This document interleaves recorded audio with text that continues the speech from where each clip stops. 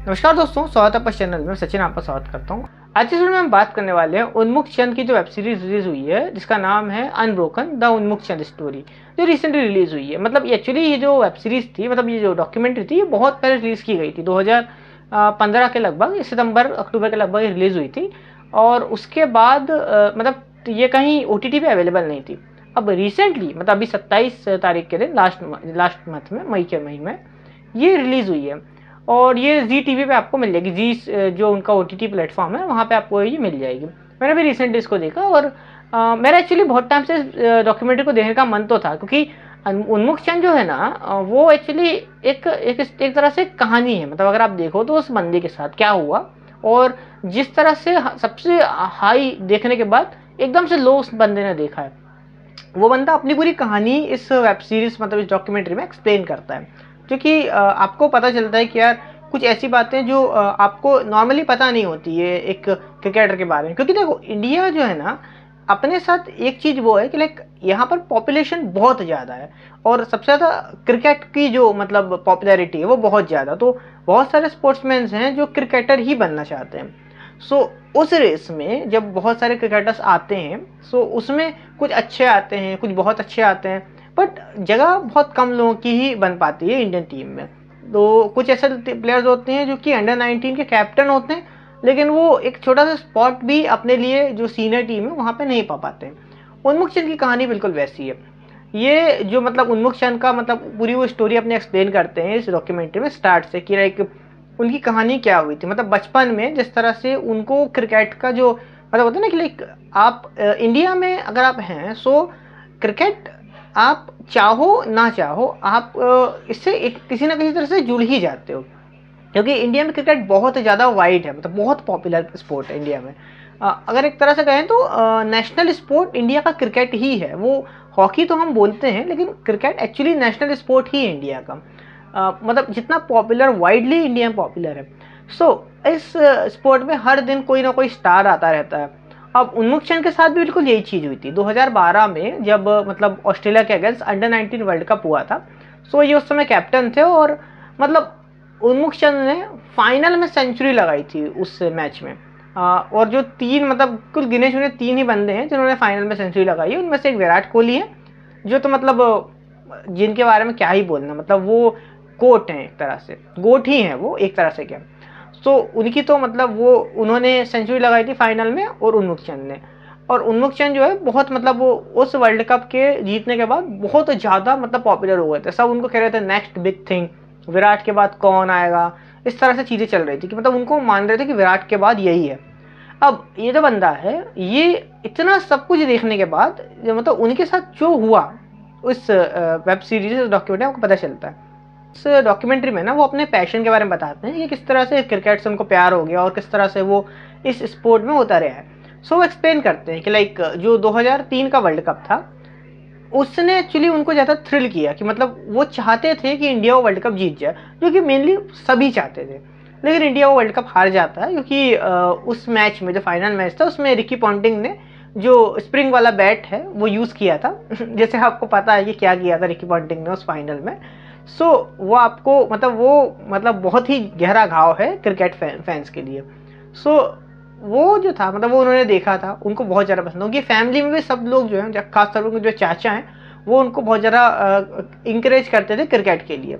सो वो किसी तरह से मतलब जो है एकेडमी में गए, वहाँ पर खेले, धीरे धीरे करके वो मतलब पहले स्पोर्ट खेल रहे थे, मतलब लाइक जो एकेडमीज़ में उस तरह से खेल रहे थे। फिर स्कूल्स के लिए खेलने लगे वो। फिर वो स्कूल से मॉडर्न स्कूल, जो मतलब दिल्ली का बहुत प्रचलित स्कूल है, जहाँ से कहा जाता है कि विराट कोहली ने भी अपने जो करियर की स्टार्ट की थी। सो वहाँ भी आपको वो, वहाँ पर भी वो भी गए, वहाँ भी उन्होंने उसकी टीम के लिए खेला। और उसके बाद फिर जो है अंडर-16 में, फिर अंडर-17 में, फिर अंडर-19 में, इस तरह से वो आए अंडर-19 तक। और अंडर-19 तक आने के बाद फिर जब उससे कैप्टन बने, फिर उसके बाद ऑस्ट्रेलिया का अगेंस्ट 2012 का वो वर्ल्ड कप जो उनके साथ हुआ, कि उन्होंने वो वहाँ पे फाइनल में रन बनाए और जीत गए। उनकी जो पर्सनल लाइफ है, जो मतलब इस सबसे जितनी जो थी इम्पैक्ट हुई थी। अब क्रिकेट में जिस तरह से आपको और हमको पता है कि इंडिया में टैलेंट इतना ज़्यादा है कि लाइक सबको जगह नहीं मिल पाती। लाइक आप खुद सोच के देखो कि एक टाइम पे हमारा जो था, मतलब एक टाइम पे लोग सहवाग को कहते थे कि सहवाग बहुत तेज खेलते हैं।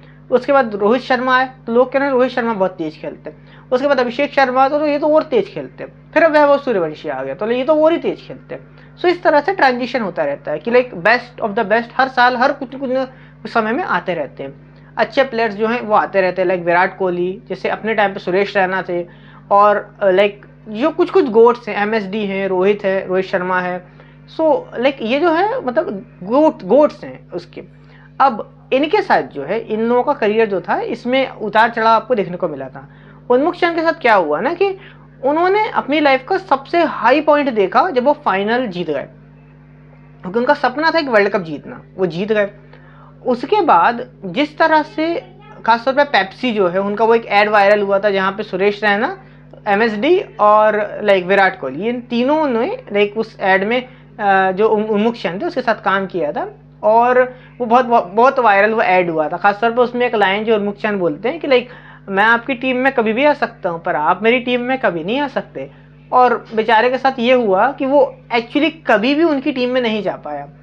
सो बहुत सारे ऐसे प्लेयर्स हैं जो कभी इंडिया के लिए नहीं खेल पाए, लेकिन उन्होंने उनका जो डोमेस्टिक परफॉर्मेंस है वो आपको बहुत पसंद आता है, बहुत ज़्यादा पॉपुलर परफॉर्मेंस है उनका, बट वो इंडियन टीम में नहीं जा पाए। क्योंकि बहुत सारी चीज़ें होती हैं, लाइक आपके जो सेलेक्टर्स होते हैं उनसे आपकी पहचान होनी ज़रूरी है, आपका परफॉर्मेंस अच्छा होना चाहिए।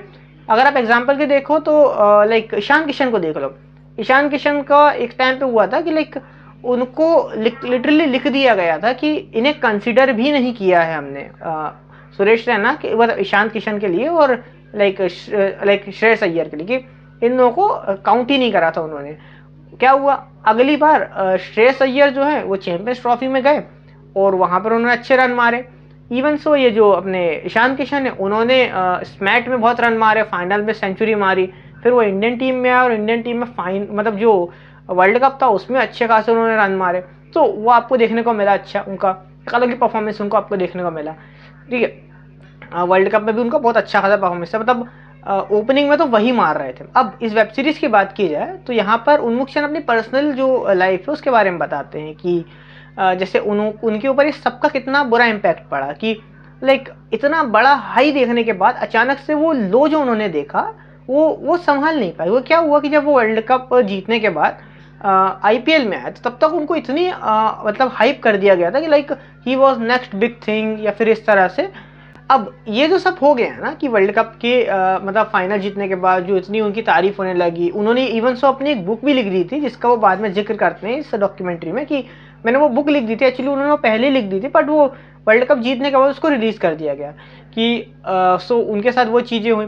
तो कुछ लोगों ने उनका मजाक भी उड़ाया था कि यार अभी तो तुम्हारा करियर स्टार्ट हुआ, अभी से बुक लिख दी तुमने। इवन सो एक सीन आपको इसमें देखता है, आकाश चोपड़ा कैरेक्टर, आकाश चोपड़ा जो है वो खुद पूछते हैं कि इतनी जल्दी कौन बुक लिखता है भाई, अभी तो करियर बहुत है आपका।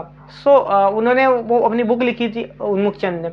फिर उसके बाद जो वर्ल्ड कप के बाद जब तक उनको हाइप कर दिया गया था, जब वो आईपीएल में आए, सो जो आईपीएल में उनके साथ हुआ कि मतलब जो पहली बॉल उन्होंने फेस करी तो बैट ली रहे उनको फर्स्ट बॉल पे बोल्ड कर दिया, मतलब वो 0 पे आउट हो गए थे उस जो उनका फर्स्ट मैच था। सो जो होता है ना कि लाइक उनका राइस था वो पहले ही मैच में वैसा हो गया उनके साथ। सो बहुत ड्रॉप हो गया उनके साथ। अब इसके बाद कुछ मैचेस उन्होंने खेले, 2-4 मैच उन्होंने खेले, उसके बाद फिर वो स्विच करते रहे इधर से उधर टीम्स में। फिर एक टाइम के बाद वो फिर रणजी का खेलने गए, रणजी में उनको उतना खासा मौका मिला नहीं, ज़्यादा रन उन्होंने मारे नहीं उसमें। सो धीरे धीरे उनका करियर डाउनफॉल पे चला गया। उनको मेंटली भी इसका इम्पैक्ट पड़ा था, क्योंकि अगर आप इतना सब कुछ देख चुके होते हो ना, तो जब एकदम से डाउनफॉल आता है तो हर क्रिकेटर के साथ वैसा होता है। वो ईशान किशन के साथ रहा हो, लाइक जो भी बड़े क्रिकेटर्स हैं उनके साथ इस तरह की चीज़ें आपको देखने को मिलती है।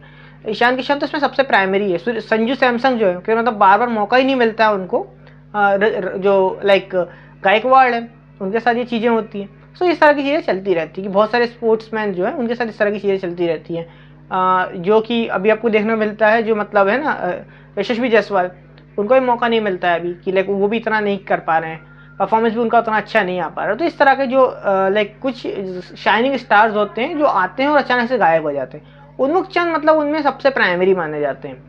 अब वो अपनी पर्सनल लाइफ जो है बताते हैं कि लाइक इस सब के बाद जो रणजी में उनको टाइम नहीं मिला, सो मतलब उनका ऐसा परफॉर्मेंस अच्छा नहीं था तो वो परेशान हो गए थे सबसे। तो इन दी एंड वो एक टाइम के बाद डिसाइड कर लेते हैं कि लाइक अब हम सेटल हो जाते हैं, तो अब यूएसए में सेटल हो गए।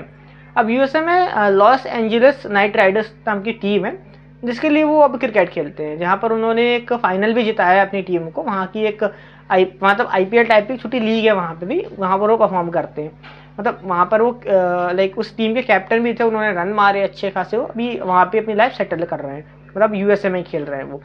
और लाइक कोई बड़ी बात नहीं है कि आपको कुछ सालों में वो वर्ल्ड कप में इंडिया टीम के अगेंस्ट मतलब यूएसए की तरफ से खेलते हुए दिख जाए।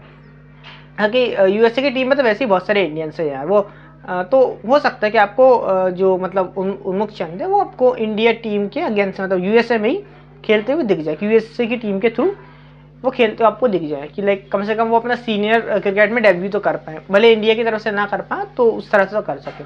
अब उनकी लाइफ में इस तरह की चीज़ें हुई, हम उनके डाउनफॉल के बारे में ही जानते हैं, उनके कमबैक के बारे में आपको इस वेब सीरीज में, इससे डॉक्यूमेंट्री में पता चलता है कि लाइक उन्होंने वहाँ पर रन मारे, अच्छा परफॉर्म कर रहे हैं वो, अब अच्छी लाइफ वो अपनी वहाँ पे जी रहे हैं जो यूएसए में सेटल होके।